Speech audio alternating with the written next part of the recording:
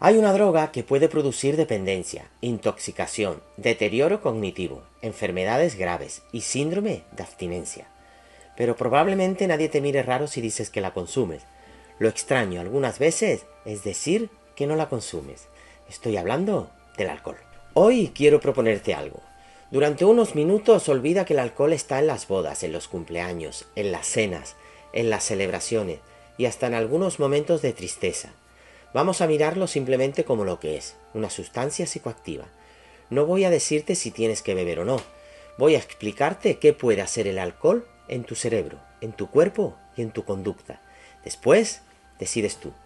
Quédate hasta el final, porque quizás lo más interesante del alcohol no sea solamente lo que hace cuando entra en nuestro organismo, sino cómo hemos aprendido culturalmente a percibirlo. Hay algo aparentemente contradictorio. El alcohol es un depresor del sistema nervioso central. Sin embargo, muchas personas dicen, a mí me pone contento, me da energía, me hace hablar más, me quita la vergüenza. ¿Cómo puede ocurrir eso? Pues porque deprimir el sistema nervioso no significa simplemente quedarse dormido. En determinadas dosis, uno de los primeros efectos que podemos observar es una reducción del control inhibitorio. Dicho de otra manera más sencilla, se debilitan algunos de los frenos. Puedes hablar más, arriesgarte más, sentir menos vergüenza, hacer cosas que normalmente controlarías y subjetivamente interpretar esa desinhibición como estoy mejor. Pero sentirte más libre no significa necesariamente estar funcionando mejor. Tu capacidad para valorar riesgos, reaccionar adecuadamente y tomar determinadas decisiones puede estar empeorando precisamente mientras tú sientes que estás estupendamente. Y ahí encontramos la primera paradoja del alcohol. Puede aumentar tu sensación subjetiva de confianza mientras disminuye algunas de las capacidades que necesitas para utilizar bien esa confianza. El alcohol afecta a diferentes sistemas de neurotransmisión cerebral. Entre otras cosas, potencia mecanismos inhibitorios relacionados con GABA y reduce determinadas funciones excitatorias relacionadas con glutamato. Pero no necesitamos convertir esto en una clase de neuroquímica para comprender sus consecuencias. Podemos verlo. Habla más lenta, peor coordinación, reflejos alterados, dificultades para mantener el equilibrio, peor capacidad de juicio, mayor impulsividad y con cantidades suficientemente elevadas, alteraciones importantes de la conciencia. También puede afectar a la formación de recuerdo.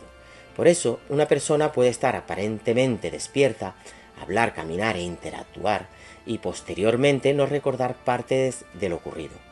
Es lo que popularmente conocemos como una laguna o blackout alcohólico. Y esto merece ser entendido. No significa simplemente que al día siguiente el recuerdo se haya borrado.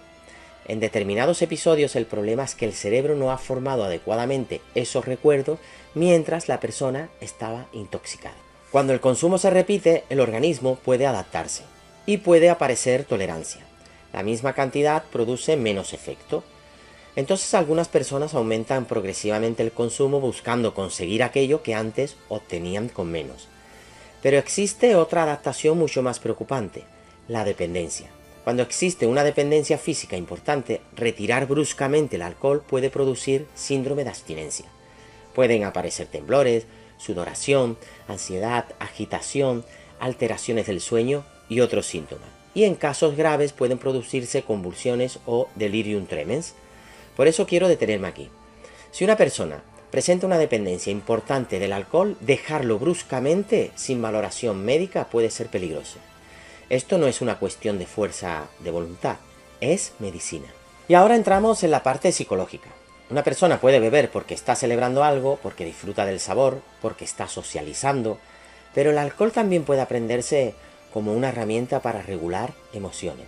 Bebo para relajarme, necesito una copa después del trabajo. Cuando bebo, dejo de pensar. Me ayuda a dormir. Estoy pasando una mala época. Y aquí tenemos que prestar atención, porque cada vez que utilizamos una conducta para reducir rápidamente un malestar, aumentamos la probabilidad de volver a utilizarla cuando ese malestar reaparezca. Estrés, alcohol, alivio. Ansiedad, alcohol, alivio. Tristeza, alcohol, alivio. El cerebro aprende asociaciones. Y lentamente una sustancia que estaba asociada a una celebración puede empezar a convertirse en una estrategia para escapar de determinadas emociones. La pregunta entonces deja de ser solamente ¿cuánto bebes? Y aparece otra. ¿Para qué estás bebiendo. Yo bebo para dormir. Esta frase merece un apartado propio, porque es una trampa bastante frecuente. El alcohol puede facilitar inicialmente quedarse dormido, y eso hace que algunas personas piensen, a mí una copa me ayuda a dormir. El problema es que dormirse antes no significa necesariamente dormir mejor. El alcohol puede alterar la arquitectura y continuidad del sueño y favorecer despertares posteriores, es decir, puede ayudarte a perder la conciencia antes, sin proporcionarte necesariamente un sueño de mejor calidad. Y si además empiezas a asociar alcohol igual a dormir, puede aparecer otro aprendizaje peligroso. Sin beber no puedo dormir. La solución empieza lentamente a formar parte del problema. Cuando pensamos en alcohol y enfermedad, probablemente pensemos inmediatamente en el hígado. Y efectivamente, el consumo mantenido puede contribuir al desarrollo de una enfermedad hepática, pero reducir sus consecuencias al hígado sería un error. El alcohol se relaciona con numerosos problemas de salud. Puede afectar al aparato digestivo, al sistema cardiovascular, al sistema nervioso, y existe algo que todavía sorprende a muchas personas. El consumo de alcohol aumenta el riesgo de varios tipos de cáncer. No significa que toda persona que beba vaya a desarrollar cáncer.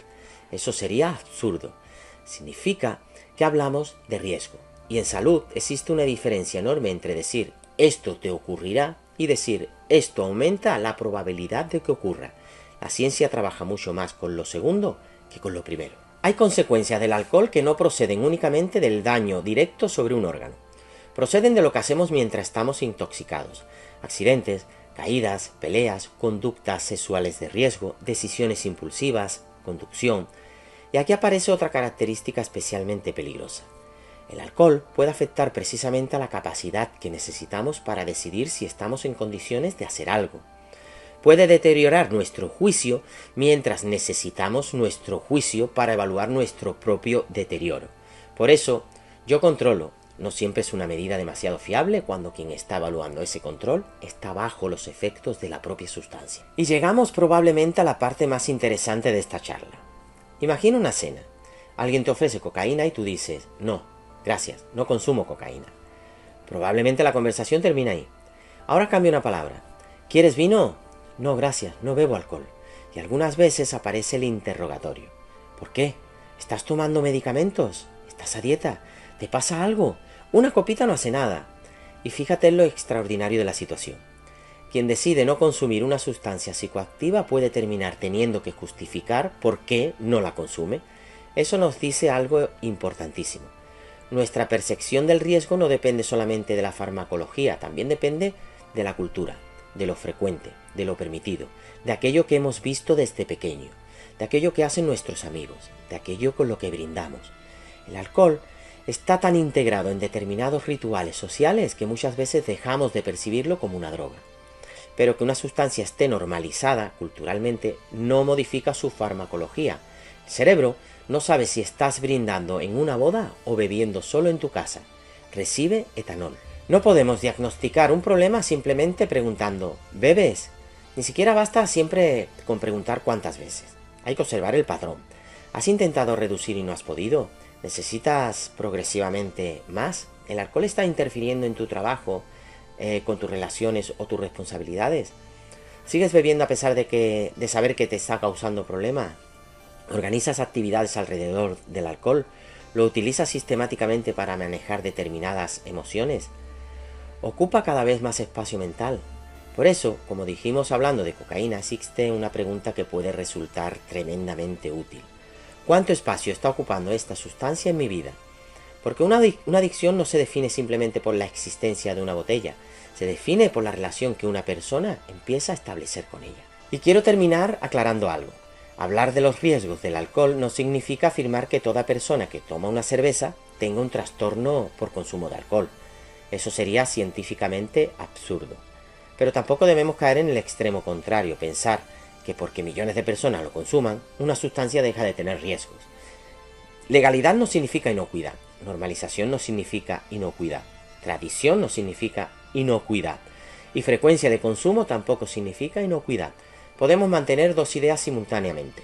No toda persona que consume alcohol tiene una adicción, y el alcohol es una sustancia psicoactiva capaz de producir daños importantes y dependencia. No existe ninguna contradicción entre ambas afirmaciones. Existe rigor. Quizás después de esta charla sigas tomando una cerveza o una copa de vino, o quizás decidas no hacerlo. Esa decisión es tuya. Esta serie no pretende decidir por ti. Pretende que cuando decidas tengas información. Pero hoy quiero dejarte una pregunta. La próxima vez que alguien diga yo no bebo alcohol, observa lo que ocurre alrededor. Si nadie pregunta nada, estupendo. Pero si inmediatamente alguien pregunta ¿por qué? Quizás merezca la pena hacerse otra pregunta. ¿Por qué necesitamos una explicación para no consumir una droga? Tal vez una de las mayores victorias culturales del alcohol haya sido precisamente esa, conseguir que en determinados contextos sociales resulte más extraño rechazarlo que consumirlo. Y eso no significa que tengamos que prohibirlo, ni demonizarlo. Significa algo mucho más sencillo. Recordar que tenemos delante una sustancia psicoactiva. Después decides tú.